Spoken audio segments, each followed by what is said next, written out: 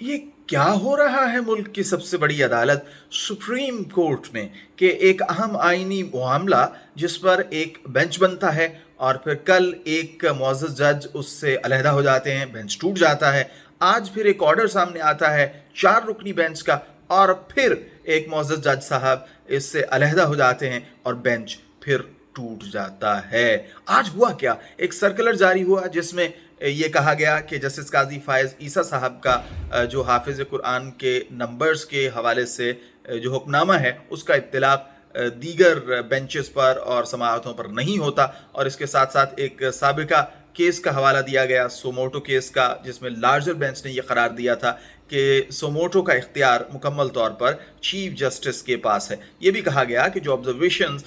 Justice काजी फ़ायज़ ईसा साहब की तरफ से दी गई वो तो सोमोटो की बनती हैं, हालांकि उन्हें सिर्फ़ और सिर्फ हाफिज़ कुरान के नंबर्स का मामला देखना था और उस पर ही ऑर्डर जारी करना था। उसके बाद एक ऑर्डर आता है जिसमें कहा गया कि justice Munib Akhtar, justice chief justice of Pakistan और जस्टिस एजाजुल एहसन ये समझते हैं कि जस्टिस अमीनुद्दीन खान के रिक्यूज़ कर जाने के बाद भी समाअत जारी रखी जा सकती है, और लिहाजा एक ऑर्डर जारी किया गया 4 रुकनी बेंच का। और उसके बाद ये क्या हुआ कि जस्टिस जमाल मंदोखेल साहब उन्होंने तहफ़्फ़ुज़ात का इजहार किया और उन्होंने ये कहा कि मेरे साथ मुशावरत नहीं की गई और खुली अदालत में ये ऑर्डर जो है वो नहीं लिखा गया,